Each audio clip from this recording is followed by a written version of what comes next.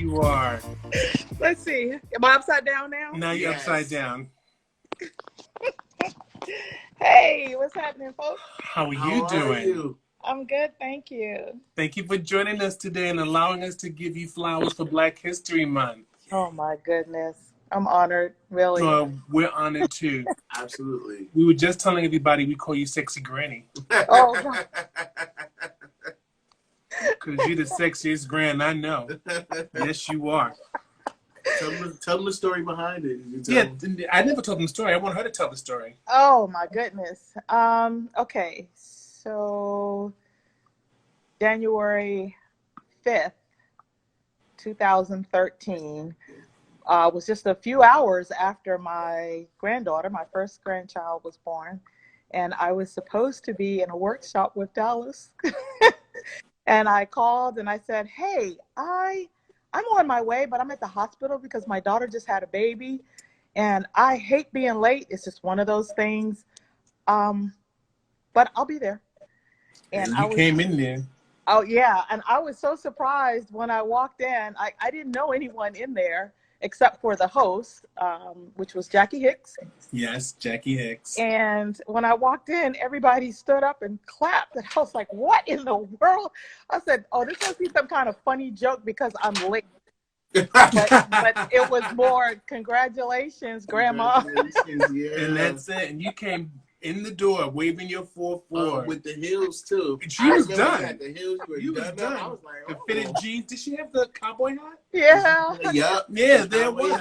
There all it was. We knew. So you walked in the door, he's like, oh, they my daughter may have had a baby, but I am not a grandma. How's the baby doing? Oh, she is wonderful. So, I mean, that was 8 years ago because she just turned 8 last month, and she is 8, literally going on maybe 20, not 12, but 20. She prepares food. She bakes. We've taught her how to use power tools, making benches. I have her in the studio. That's right. I saw her making a bench with you. And I introduced her to the camera at 4, but we're going to move from Polaroids to, she's getting a DSLR this summer. She doesn't know it yet. But yeah, so unless she decides to catch this interview and then the whole magic thing is gone. Wow. There's the funny thing about it is I know so much about you because you're our friend. Mm-hmm. And there's so many ways I can go with this interview. And I know you're sitting there like, how is he going to do this? Ooh. Because being a fellow Aries, you know, I can go for the gusto, and I like shock value, but I'm not going to do that right now. So tell everybody about your business. Who are you? Who am I? Mm-hmm. That's a really loaded question. And it's hard, right? But she's an Aries. She can handle it. It really is hard. The simple answer is I am every woman. Okay, that is the simple answer. But there's a lot of stories and experiences that fit into that package, and so I wouldn't even know where to begin. I mean, I'm a veteran. I spent 28 years in the military, a vocal performer, a biker, a pharmacist. I have a few degrees. Horse owner?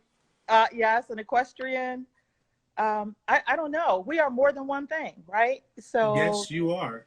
So I just kind of feel like some part of me represents all women. Mm. Oh my God! So interview's over. No. So tell us about your military experience and how it led you into photography. Or did it lead you to photography? What was the photography? Actually, it's very interesting that you asked, did it lead to photography? So, so I was supposed to go to West Point. I had been accepted. There were some issues, family illnesses that kept me from going. And, but I enlisted in the Army anyway. Right after my first 2 years of pharmacy school, I enlisted. I wanted to be in the military. And when I returned, I went back to school. Applied for a scholarship. I got the scholarship. It was an ROTC scholarship. So I went from enlisted to an ROTC cadet. And, but while I was enlisted, like right after boot camp, we go to what's called advanced individual training. And there was a young lady in my company who was getting married. She had no photographer for her wedding. I mean, we were privates, okay? So you just don't, you don't make enough money to hire a photographer. So I was always interested in photography. And so I was allowed to go to the exchange, and I bought a Pentax K1000, and I learned how to use it in about a week. And I photographed her wedding. And the pictures came out. Back then, I thought they were great. I don't have anything to show for it because I gave her the pictures, the negatives. I gave her everything. I mean, I didn't know any better. I just wanted to make sure that her wedding had been chronicled. This is a really important day. And, but I fell in love with photography, and I fell in love with photography over and over again as I reached different milestones in that journey. So that's how the military and the photography are connected at the beginning. So both of those careers really started early. And I wouldn't say that was a career for photography then. It was a love. And it was a love that would revisit me later on when I was feeling challenged, whether it was militarily, socially, personally. I would pick up the camera and be renewed again. Really? So it took you a week. You picked up the manual, knew nothing about photography. No, I didn't know anything about photography. Now I had not even putting in the film. Okay, so that was interesting. That was interesting, putting in the film. So there's this thing, and I don't know if it's an Aries thing or just a type A personality thing or just whatever it is, but if you really want to know how to do something, nothing else exists, right? And so you will try all kinds of things to learn something. And so something that helped me later on, I did read the manual, and I did learn how to put film in the camera. And then I had to be able to do it in my mind with my eyes closed. And so that comes from, we had to be able to assemble and disassemble and assemble a weapon in 2 minutes. If you could get it down to a minute, well, you were really good. But so I took that mentality. It was a challenge to me. So we had to learn how to do film like that. We had to learn how to, when we process film in the dark room, we had to learn how to do it in a dark room, and we had to learn how to do it in a dark bag. Yeah. Yes, and that's where this experience helped me later on when I learned how to process film in a military medical photo lab. Okay. Yeah. So it took a week because that's what I spent all my downtime, which it wasn't a lot because I had to study too. I was a student, but she was getting married in a week, so that's really all the time that I had. Were you surprised? Was she surprised you were doing it, or you said, "I'm shooting your wedding"? I don't remember if she was surprised. I remember she was grateful. That's what I remember. And one thing Aries love is gratitude. Oh yeah, we do. We do. Although we don't offer ourselves enough gratitude, we do like gratitude. Yes, that is true. That is true. So, okay, you left the military. You decided to extend your journey. What was the next journey? Like, I'm still trying to get you to that. I'm a full-fledged photographer, and I'm doing Oh boy. Okay. All right. So, so many things happened that, so many. Let's see. So, while in the military, towards the end of my career, I had an idea that I wanted to do photography full time. But in the middle there, so I went from the Army to the Air Force. So I deployed during the Persian Gulf War. I took my camera with me. That Pentax K1000 held up in the desert. You hear me? Nice. All the sand. And so it took, thousands of images while I was there when I could, because ops tempo was pretty high for me. And I don't know, I came home, got the images processed, and I looked at them and I said, yeah, this is really what I want to do. But typical Aries, we hold more than one job at a time. So even in the military, I was wearing multiple hats, and the camera started collecting dust, honestly. When my children were being born, I picked the camera back up and I would photograph them regularly to the point that they were like, Mom. I know. Yeah, and then I learned how to develop film, and then I learned how to actually print and then custom frame myself. So all of that was part of the journey, and I was really liking it. But I think I loved it for multiple reasons. I love the idea that I was stopping time and creating these memories, but I also like the fact that it was something that I could do and be completely alone, because I love solitude. I really love solitude, and so. Most photographers are loners. Yes. Yeah, I love it. I love it. As social as I may be, I am not an extrovert by any means. And so photography was a way for me to just, you know, go hide in the corner, go hide in the corner and just refresh, and create something at the same time. So let's see, let's fast forward. Children are born. I've switched over to the Air Force now, and I pick up another hat where I'm actually singing in the military and doing my other jobs at the same time. Were you always singing, or did you just pick up singing along the way? No, I started singing when I was 8. That's when I Okay. started taking voice lessons in elementary school, and had done some things throughout my teenage years. I used to do the Jerry Lewis telethon, and then I did Wow. some theater group work, and really, there was someone in my family that said, look, you need to do something more stable. Entertainment is not stable. So they you put won't their be doing fears that. on you. Yeah.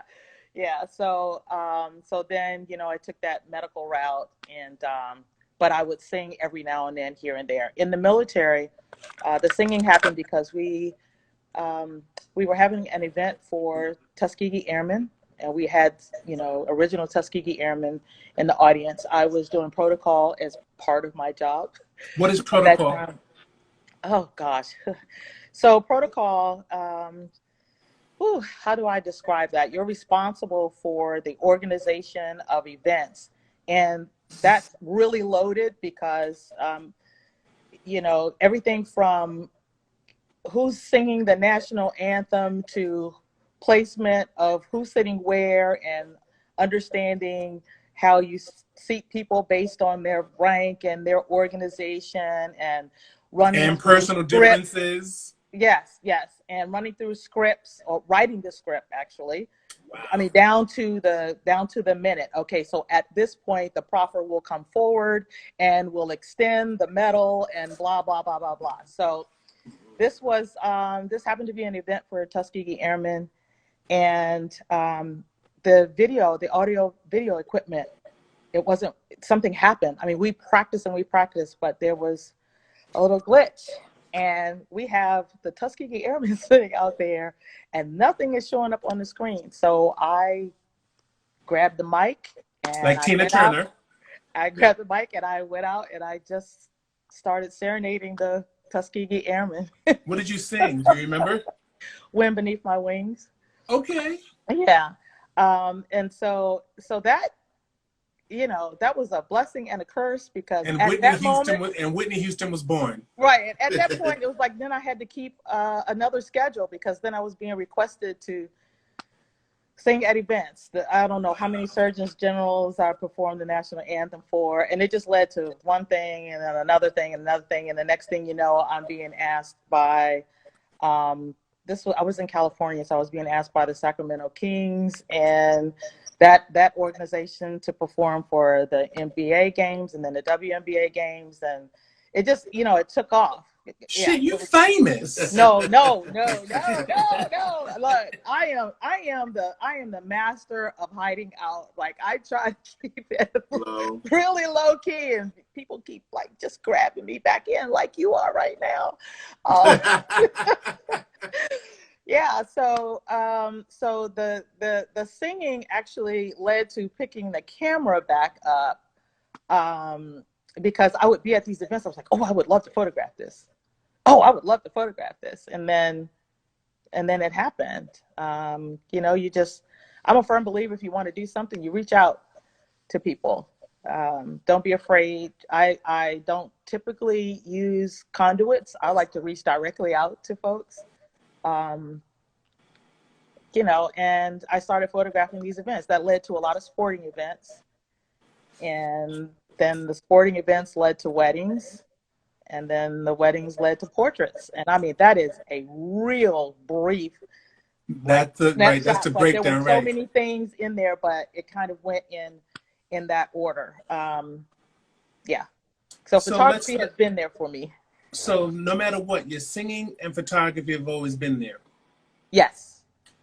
So your music and your photography has always been there. Yeah. My singing and my photography has always been there. So we all have these multiple hats that we wear because we need an artistic outlet no matter what. Absolutely. Yes. So by putting down your camera, you can't put your voice down. So you always had something with you to release your artistic voice, pardon the pun. Yeah. So how did all that lead you to where you are now and the style of photography that you do? Oh. Because your work is really, really beautiful. It's really thought-provoking and sometimes haunting. And how did you develop that style from shooting weddings and events and all that stuff to where you are now? Oh, well, you know, there's something that's really scary about photography for me, yeah, especially when I started doing portraits. And that was, I was finding myself in each one of the portraits. And that makes sense. And sometimes it's things that you don't want to see, but you need to see. And once I understood that, then I started looking for it. And so part of me, I feel like I'm being a little selfish, because part of me feels like when I'm looking at that person on the other end, I'm trying to find that connection. So I'm trying to find myself. So each experience is literally a journey back to myself. So when they come in with their fears and their inhibitions, or with their total opposite of that, I'm finding myself there. So if it's haunting, there's something to that. It makes sense, because whenever I see your portraits, I always say, this is so you. I'm like, getting goosebumps as he's talking about it. Like, I can see, like, if I was scrolling and I see a photo pop up, I would say, oh, it looks like DonnaMaria. DonnaMaria, right? It looks like DonnaMaria. It looks like you. Like, I can't explain it. It's an edge to it. There's a softness to it. There's a vulnerability to it. And there's a power to it. Even when you're shooting bikers and you was doing your cigar series. It was like, oh, there you go. It was there. So let's talk about the cigar series. How did that come about? Yeah, what was the inspiration for the cigar series? Oh, so I love movement. I love fire. No kidding, Aries. Okay. I love movement. I love fire. I am an edgy person. It took me a long time to be able to say that out loud. I said that out loud. Yeah. Okay. Yeah. So I am edgy, and I love shadows. So I am a fan of tenebrism and chiaroscuro, and so that play of light and shadows, and then you add in smoke, and the smoke is moving. It just kind of all fit together. So I literally was just watching. I was in a cigar lounge with some friends, and I was watching them smoke these cigars, and I was like, you know, there's something elegant yet provocative. It's really edgy, and it has all of the elements that just kind of move me, right? And so the very first one that I did happened to be of a gentleman who now owns a cigar lounge, and it was just, I was really moved, and I don't know. What's really interesting is the whole movement piece. So I've had photographers ask me, are you putting in smoke in post? You know, like I don't know, whatever you call them, another layer of overlay. Yeah, I'm like, no. These people are actually smoking cigars. Mm-hmm. Really? And I said, yes. And, you know, when I tried to explain to someone how you actually photograph smoke, I realized that there truly is a technique. And it's not just your light, but it's also the type of cigar, and whether it produces white or gray smoke, and whether it's a real smoky cigar or a cigar that doesn't have a really punch when it comes to smoke. So yeah. Meant something. Yeah. So all of the things that I really love, it was just all you know, a nice mishmash together. And I was just doing it for fun. And then people started hiring me to photograph them smoking cigars. And it turns into a series. Yeah, and it turns into a series. And it's interesting that you bring that up because I'm reopening that series this year. You know, ultimately, I'd love a coffee table book of something like that, but I want it to be solid. Like, I don't want it to be a 20-page, you know, I want it to be like, no kidding, like this huge compendium of us. Because the thing is, you know, I was looking at magazines, Cigar Aficionado, those kinds of magazines, and rarely did I see someone that looked like us on the front, but yet we put a lot of money into that industry. I think Lawrence Fishburne was the last person I saw on the cover of one of those. And I just said, you know, so I'm just going to do our thing. I'm going to do our thing. Not do your thing, do our thing. Our thing. Yes. Our thing. So let's talk about this. Who inspires you in your photography world? Like, who are the people that you look up to?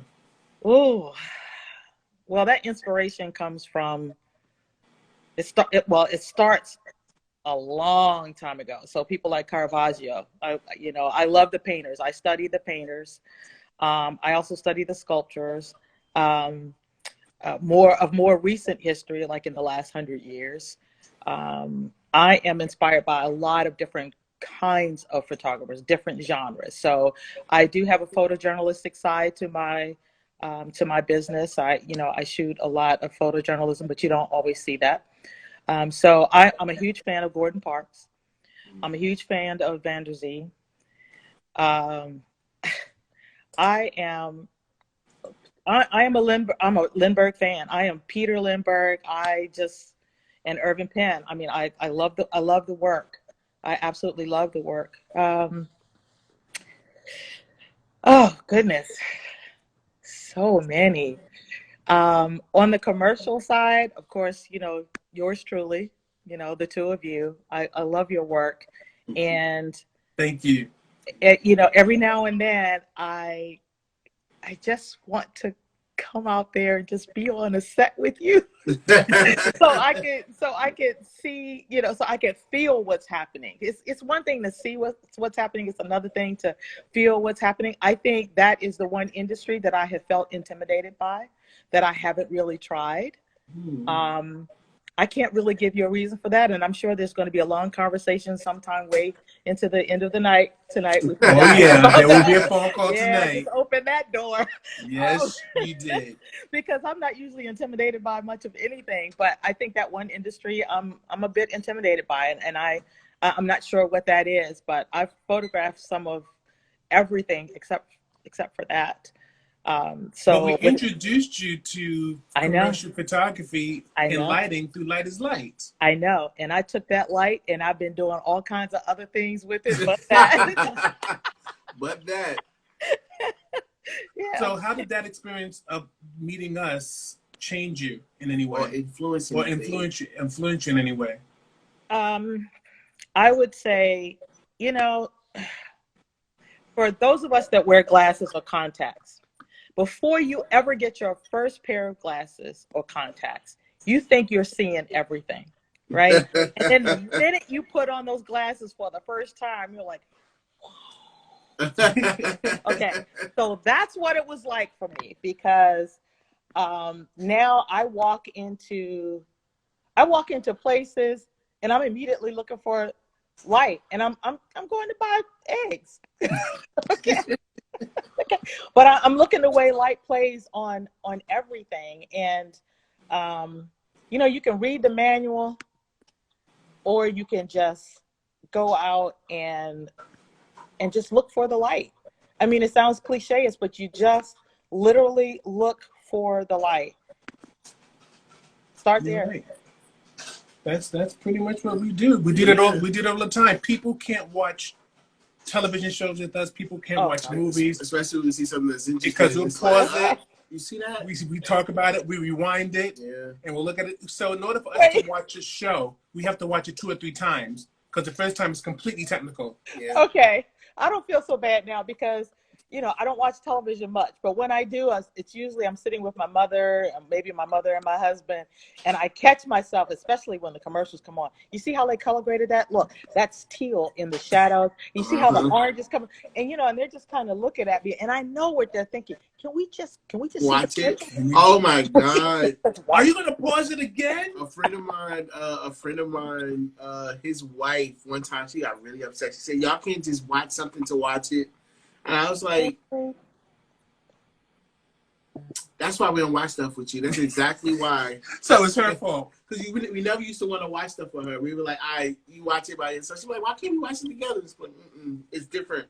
Because you don't enjoy what we enjoy. So every time, it's like you make it's 3 people. How do you make 2 people out of the 3 feel like the outsider? It's very weird, but she has the power. Look, it's like you're trying to find the masterpiece in every situation, right? Absolutely. That's what you're looking for, the masterpiece. Absolutely. Right. And the light seems to be I always tell her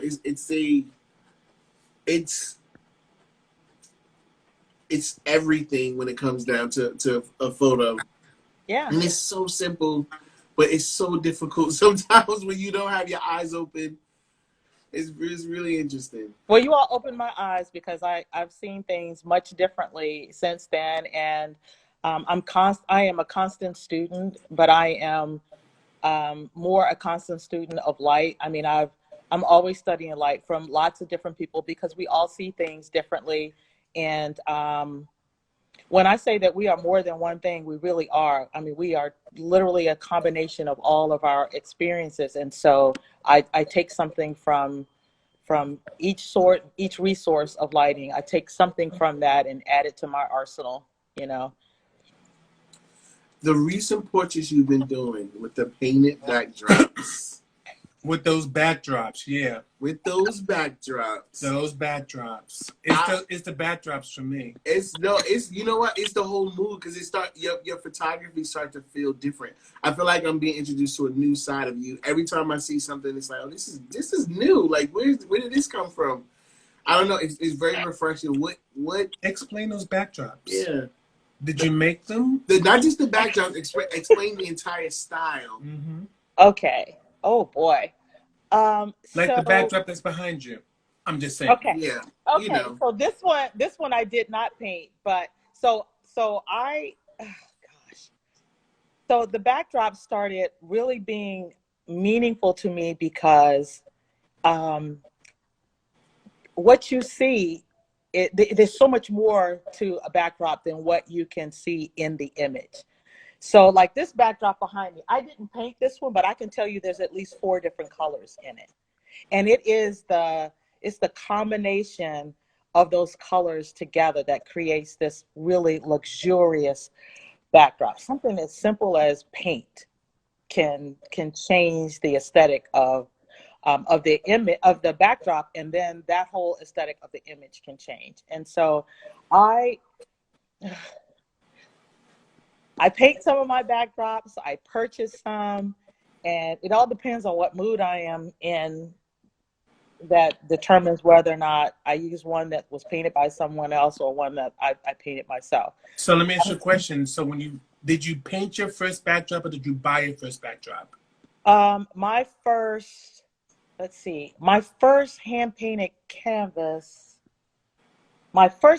canvas, I painted. And then the second ones I bought, and so I had muslin first and I didn't paint those. And I'm just looking around the studio just to make sure that I'm telling the truth. Yeah, so the first hand-painted canvas I painted. The second one I purchased. And then after that, it's just been a combination. So let me ask you then, when you made yours and then you saw a purchased one, did you see the difference between the two? Night and day. Okay. So what lessons did you learn? What I learned was that I needed more practice. What I learned was that, okay, so I gave it a shot first, and now I need to learn the techniques and the why. Okay, so it really is all about the why and why you layer things in a certain way, in a certain order. and why you add water here, but you don't add water there, and why you use this kind of paint versus that kind of paint.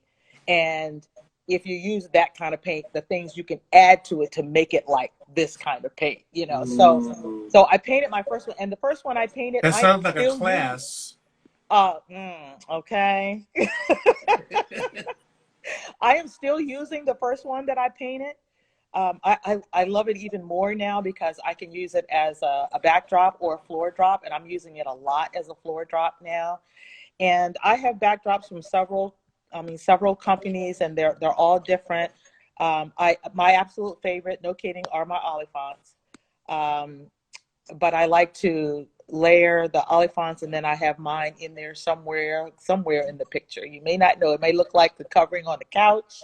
Right. Yeah, but so I love the backdrops. Now, as far as what has changed, I think how the light was hitting the backdrop when I was using the muslins, I decided to try something different.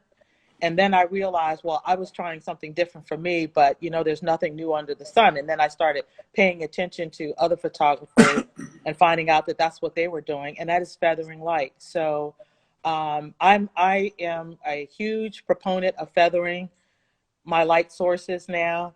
And so because of that, I get to appreciate the real beauty of the backdrop, because when you shine the light on it directly, it doesn't look like it does in front of your face. Because it almost looks like you're taking school photos.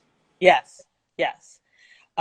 So I'm feathering the light, so you get to see the beauty of the backdrop, and that's adding to the aesthetic of the image. And so that has changed. Now there is a light that's on the backdrop, but it is very low, and it's only enough to pick up the shadows in the person's face. So it really is only. Listen to you sounding like an artisan.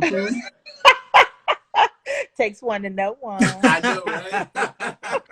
Oh my God, I'm really, really enjoying this. So, absolutely. Are you doing this full time? Like, I'm a full-time photographer. Absolutely, absolutely. I retired from the military in 2010, and the same day went to work for DoD, and then I left DoD formally. I want to say around 2014. So yes, I am full-time painting backdrops and photographer, and you know, then and studio owner. And studio owner, which is really interesting. I'm so humbled, but it's really interesting and really tough sometimes. Do you rent your studio to other people? Or No, is I it do just not. your workshop? Oh, I do not. No, I do not. So there's reasons for that, because I am enjoying being able to be spontaneous. So if someone calls me today and says they need pictures done tomorrow, I like being able to say yes. I also have a massage room upstairs in my studio. My daughter is a licensed massage therapist. So I like being able to allow her that opportunity to use upstairs. And we're talking before COVID, so I was not renting the studio out. And I know it can be really tough sometimes if you're not utilizing your studio to draw in income from, you know, a different kind of revenue, like renting. But if I feel like creating a still life and it's 9 o'clock at night, I get in my car, I come around the corner, and I create a still life. I'm not in a place where I want to basically have permission to use my own studio because I'm renting it out. And I hope that doesn't sound selfish, but not at all. You know, I need to be able to be creative, and when I feel like being creative, and I don't want to wait on anyone. When we had our studio in Brooklyn and Broderick was staying us, it would be like, yo, it's midnight. Let's go to the studio. Yeah, yes. Let's go test something out. We see something on YouTube. Like, yo, let's go try this out. Yes. And don't let us get a new modifier. It's like, yeah. Okay. It's a wrap. It's or learn a new technique. It's a wrap. So we understand having the magic of your own place. Yes. And I try to tell photographers that because they want to buy the place and start renting it out. And I understand that they want to make their money, but it's like, enjoy your space. Yes. Because once you get somebody else up in there, it's not going to be the same. It's not just solely yours. It's not the same anymore. It's not. And I really don't want an event venue, you know, on a regular basis. That's not what I want. I want a space that I can come in here and create. Because, you know, when I get off the phone with you, if I decide I want to, you know, lay out a big drop cloth and paint a backdrop, I can do that right now. I don't have to run out of here because somebody's coming in at 3. Yeah. Yeah. Well, one thing I want to ask you, because somebody inquired about backdrops. Do you sell backdrops? Do you sell your backdrops? So not yet. I had never had any interest in selling backdrops. That literally popped up in the chat. But people have been asking me, and I'm just like, so I think that I will consider it when I get to a point where, now keep in mind, every backdrop is unique. Okay. Yes. But I will consider it when I get to a point where I can replicate a style. Okay. So, and I have my color schemes down. So what I'm doing now is when I paint a backdrop, I am marking the cans, I'm marking my dilutions and, you know, all these kinds of things so that I can replicate a backdrop. Because, you know, I can't say that I would never sell. But right now, I don't feel like I'm at a place where I can tell you, I'm going to create this backdrop for you, Dallas. Right. And Day, I know you said you wanted that one, and I'm going to create that backdrop for you. I'm not there yet. We'll place our orders tonight. What color you want, love? So, okay, now that let's delve into your artistry. We talked about your lighting. What makes you put a particular color against your background? Like, what is the thought process of how you do this stuff? Oh, color theory. Color theory. I am a huge proponent of studying color theory. I mean, it's. I don't know. I actually took some classes because I was trying to understand why I was drawn to certain art. And I felt like the best way to learn that would be to find out why those colors were put together. And so when I started studying art history and then color theory, the two together, I was like, whoa, so that's why I like that particular era. I love the Renaissance and the High Renaissance period. Oh my gosh. Yeah. So I'm really into monochromatic look, that monochromatic look. You don't see a lot of it, but, you know, for my personal images, it's definitely there. Sometimes you're at the mercy of what the client brings in. Right. Okay. So you can discuss it prior to, I mean, I do have a consultation prior to a photo shoot, but, you know, their color in their mind, red, they bring in burgundy. It's not the same. Yes. So yeah. So color theory plays a huge role right now. That's another reason why my imagery has changed, because I am paying attention. I literally, when the client gets here, if they're in makeup, or I'm going through their clothes and I'm saying, okay, and I start taking notes. I'm going to use this backdrop for this. I'm going to use this backdrop for this outfit, because it makes a difference. It makes a difference. So I'm using the color wheel. And we got a couple of them there. We got a bunch of them around here. Wow. Yeah, after a while, we lay it down. We have about 5 or 6 because we'll lay it down and can't find it. Right. And we have to go to the store real quick. Go to Michael's or go to whatever and get another one.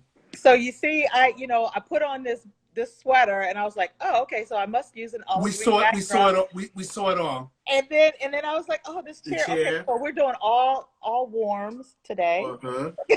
We saw it all. We caught it all. A medium cool backdrop. The backdrop's kind of cool.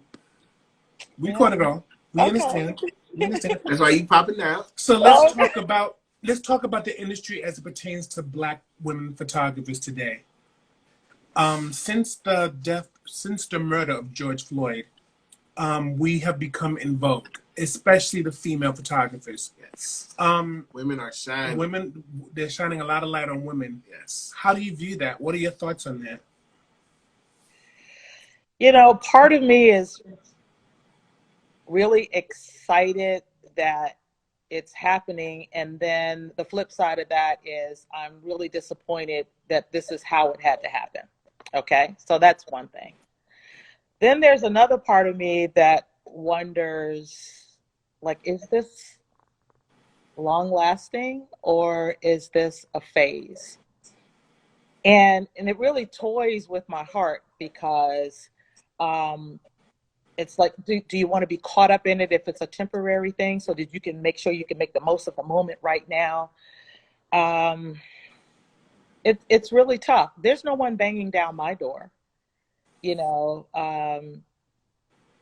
but I'm also not out there scratching at the door saying, hey, look at me, look at me. I get up every day and ultimately I want to take care of the person in front of my camera. That, you know, that's ultimately what I want to do. So I have this thing about the camera and its ability, just, you know, just holding it in your hand and then the decision to press that shutter release. You know, in my mind, the camera, and therefore you, because it's about your intentions, has the ability to empower or exploit the person on the other side or the scene on the other side, whatever the subject is. And I just want to make sure that I'm always using the camera to empower and not to exploit. So that also means that I have to be very intentional about what doors I'm scratching on. You know, I'm just not one of those people, hey, look at me, look at me. Yeah, even an Aries. I am not one of those people. Hey, look at me, look at me. I mean, just think about the professions that I've chosen. Typically, I'm a pharmacist. I have a bachelor's, I have a doctorate. And where do you normally find pharmacies? They're usually in the basement, in the back, you know, someplace where you're just not seen, because I'm comfortable there. You think about photography. I like being on the other side of the camera, not what we're doing right now. But you want to hear something funny? You may be in the back, in the pharmacist, or you may be in the back of the camera, but you're in a very powerful position. Exactly. Exactly. I believe because you can kill somebody if you wanted to. Yeah. With the wrong medicine. So, but see, I believe in the power of not being in the limelight. I'm really big on that. You know, so before I had leadership roles that had titles in the military, you know, I wanted to lead from the back or from among the masses. Okay, because you actually get a better foothold there because you're amongst the people. Okay, you're not sitting up in an ivory tower doing this. You know, you're down here saying, okay, this is us. Let's do this. Let us do this. So yeah, I'm so torn about what's happening right now. Now, if somebody knocked on my door and said, hey, we want you, yeah, I would give it some consideration, and I would really have to look at it and say, okay, is this going to really help us right now? And is this going to help us later? And then I would have to make my decision on that. One thing I've been noticing lately about you, there's been a lot more photographs of you. Yes. Yeah. You've been in front of the camera. And I remember you used to fight that. So I'm still fighting. Happened? Yeah. I'm still fighting. So I'll tell you what happened. This morning was a good example. My granddaughter says, Bella, are you putting on lip gloss? And I said, yes. Well, where are you going? And I said, oh, I'm going to do this interview. She's like, an interview? Well, where is it? Where are you going? I said, well, I'm going to go to the studio and I'm going to be interviewed. She's like, oh, well, I hope you get the job. I said, no, it's not for a job. I'm being interviewed as a Black female photographer. She's like, really? So where's it going to be? Where should we look for it? Now, this is the 8-year-old. Okay. She said, well, I said, it's going to be on Instagram and then it's going to be on YouTube. Wait, whoa, did you say YouTube? And I said, yeah, it's going to be on YouTube. She's like, oh, wow. Just think, if you were on television. I was like, well, actually, I have been on television. She's like, wait, what? I said, yeah. Well, what were you doing on television? I said, I was singing. And so it hit me once again that here I have this amazing granddaughter, and I've been hiding out. Like, she has no idea what her grandmother has accomplished in her life because I don't put it out there. You know, she has no idea. So when I get back home, she's going to have a, dozen questions for me that I need to be ready to answer. So this getting in front of the camera, it's my way of challenging myself to stop hiding out. Like, I wouldn't even let my family take pictures of me with the cell phone unless, I mean, they didn't have to pay me, but they were begging. They were begging, and then I would give in and go, oh, okay. So I've had some life-threatening moments.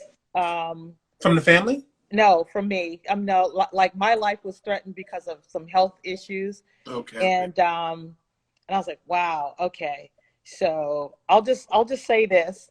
I've had some close calls, and I was reminded that, you've worked really, really hard, and you have everything to show for it, and most of your family knows nothing about it.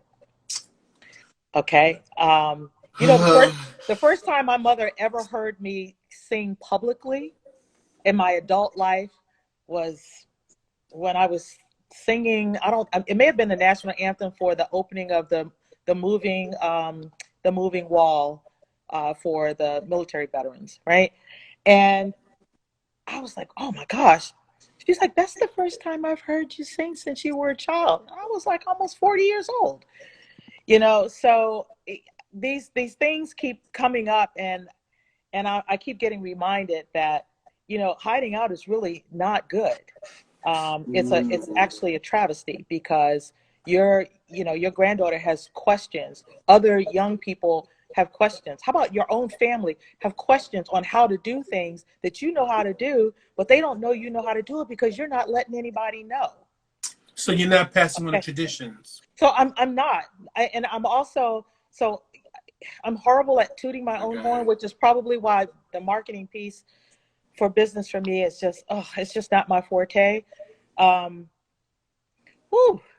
We don't want to celebrate you. We don't want to celebrate, but we don't want to celebrate you after you're gone. Yeah. Yes. It's. I had a conversation with my family, with my grandmother. Her daughters don't even know a lot about her life and what her mother is. And when I did an ancestry, and then I'm like, okay, well, I need y'all to help me with this family tree. And they were like, well, I don't really know. I'm like, what do you know? What's going on? And we went, and it was so interesting. I asked my grandmother, and she barely knew about her mother. So it was like, why is it like this? Like, what is, like, there's a ton of stuff I don't know. Even with my mother, she hates photos. And then when they got into a car accident, she was like, I told her, you have to take photos, because it was like, it stopped. And then we recently, last year, we took family photos. Like, we haven't had family photos since I was like 8. Oh, don't get started on the family photos. I'm 35. my husband, oh my goodness. The other day I showed him, there's a picture that's like going crazy on social media that I did. These 4 women, it's actually a mother and her 3 daughters. We saw it with the gowns? Yeah. And so I showed it to my husband, and this is exactly what he did.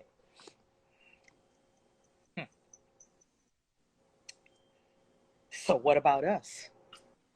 And I was like, what? He's like, I mean, you're doing everybody I would love else's to see your husband in a gown. When are we gonna do ours? And I was like, okay, well, okay. You have to do it. And what was the answer? We're gonna do it. When? Do it. Oh, really? I'm gonna tell. You know what? Okay. I'm gonna hold you to it. I'm gonna hold you to it. You have to. It's a ton. It's a ton. Well, we have to do it because now, my daughter was like, well, yeah, I just need to know, what are we wearing? And, my granddaughter's like, oh, yeah. And my mom's, oh, this is going to be exciting. And I'm sitting there going, oh, okay. How am I going to do it? So are you going to shoot it with a timer, or are you going to have somebody shoot you guys? So the Aries in me wants to do it all.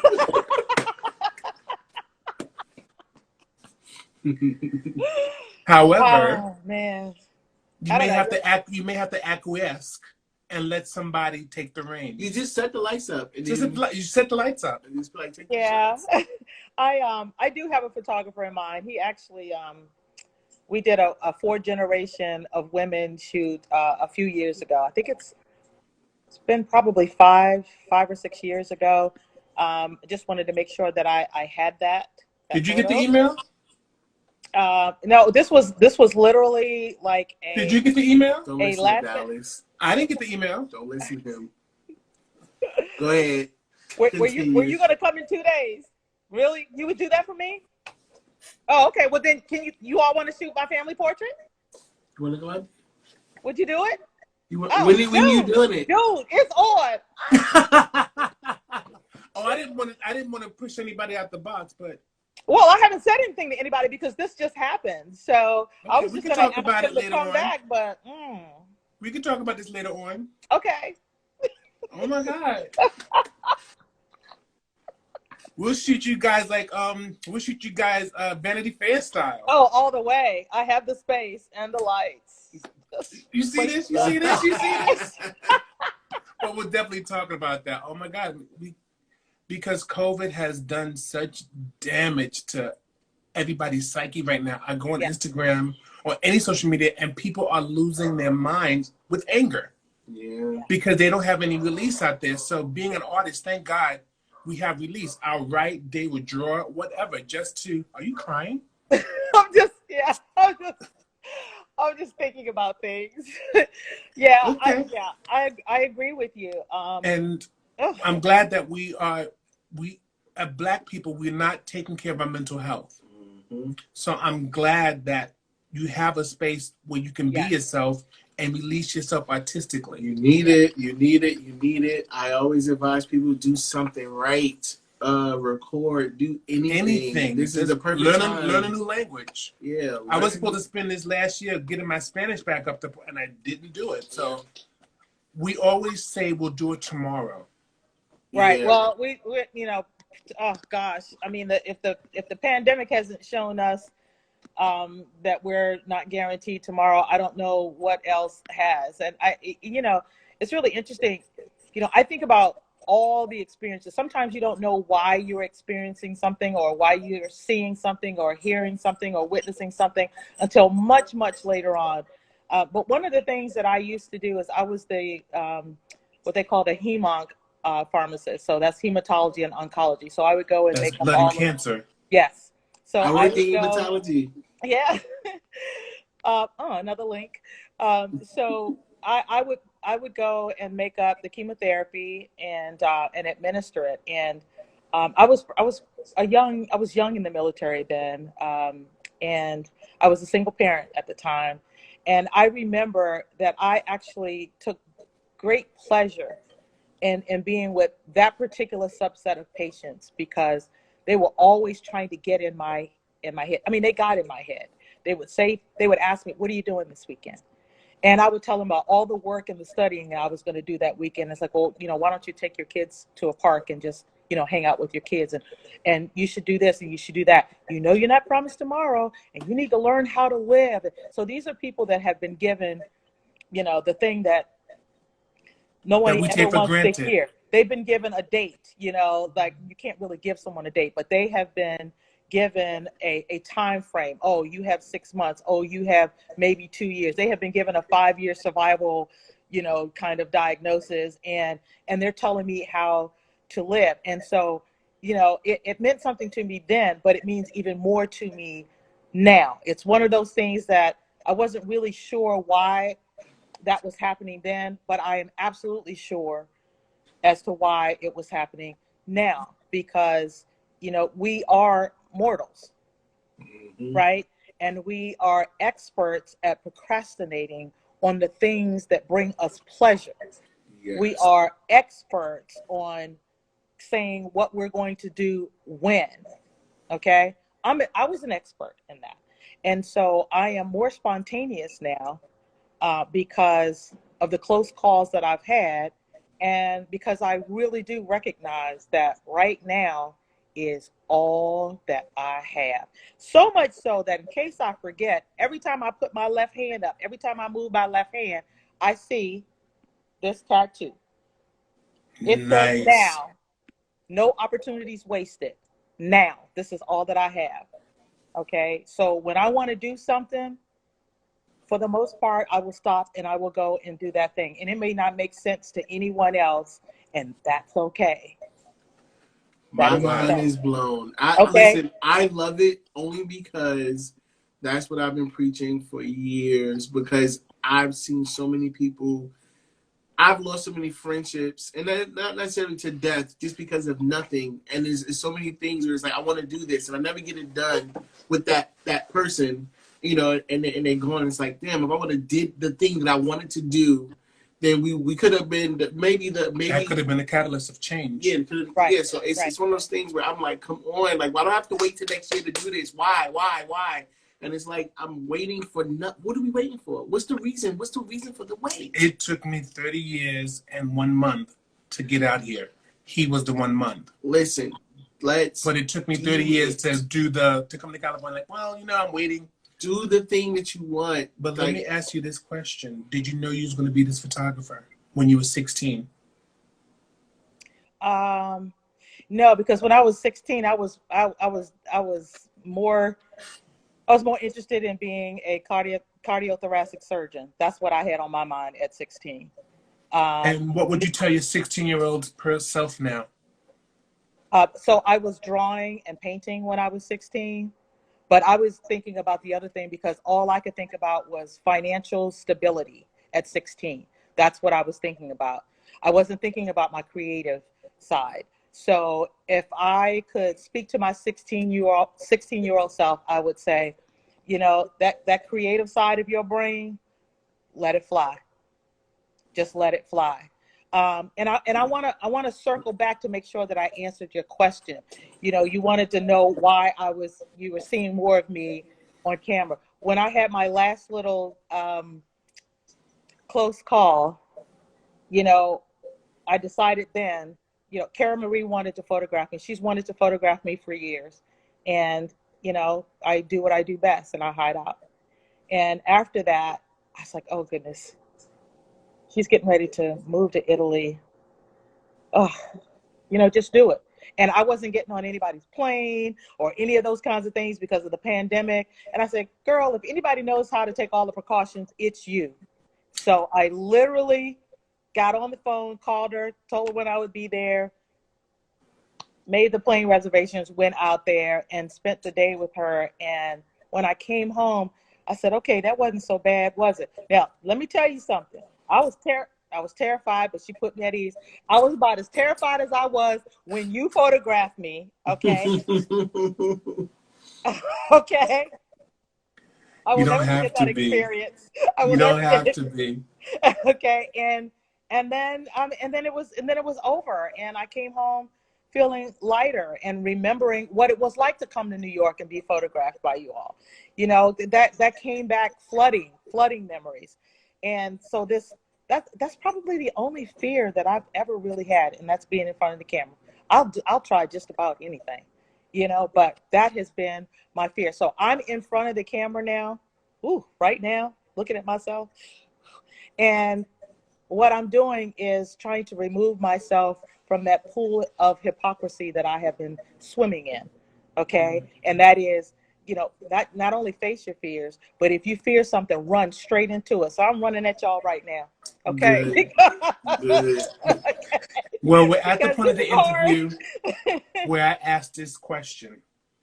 Give me 3 adjectives that describe you and why.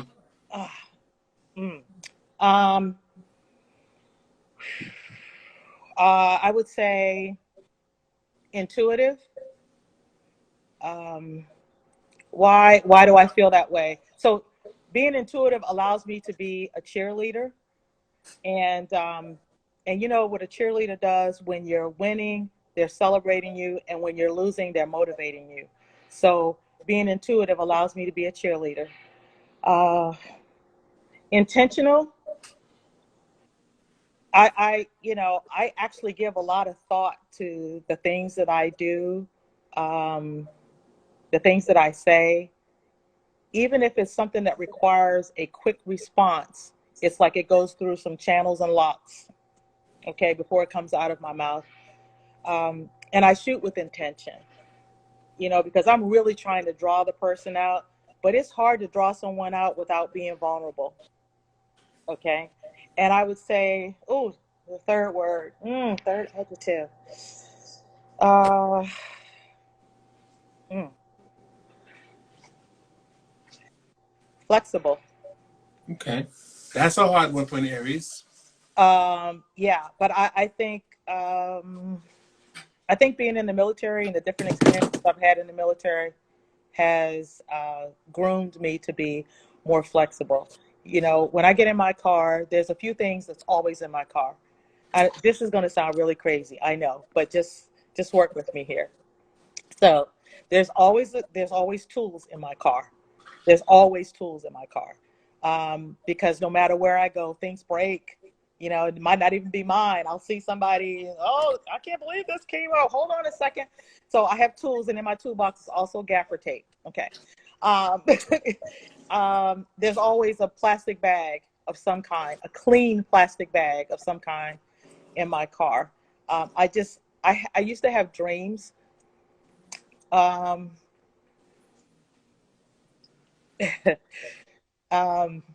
when I came home from Desert Storm, I would have dreams like a lot of people, dreams, nightmares, whatever you want to call them. And there was a time when I had to pull somebody from a van in front of my house. There was an accident in front of my house. And I had to pull this man from the van because it was smoking. You saw the flames coming out of the engine, and that was a long time ago, but I never forgot that. And then when I came home from the war, I would have these dreams about there being an accident and the person having a sucking chest wound. And I just needed some plastic, to put over that sucking chest wound to allow them to breathe until the help came. And I know that sounds crazy, but I always keep plastic in my car.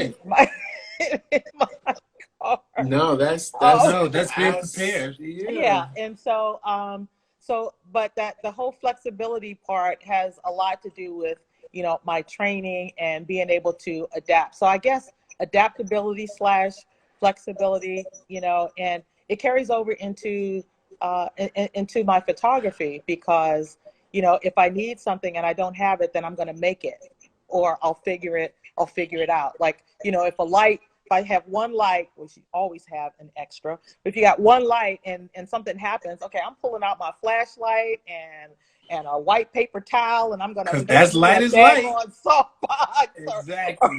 or whatever. So yeah, I would say adaptable / flexible would be the third word. Well, thank you for sharing that with us. Thank you. We're going to have to say goodbye now before we lose this. We need a 3-second shot. We need a 3-second shot. So what happens is now we need to do a 3-second shot so we have a nice thumbnail for Instagram. So we're going to come up close. First? Yeah, give it your tears first. Are you ready for us? Okay. Let's do this. 3 seconds. There you have it. Thank you so much. Dr. Jones, thank you so much.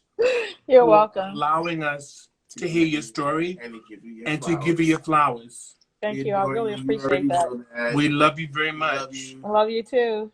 And where can people find you? Yeah. So at Circa Life Images, that's CIRCA Life Images.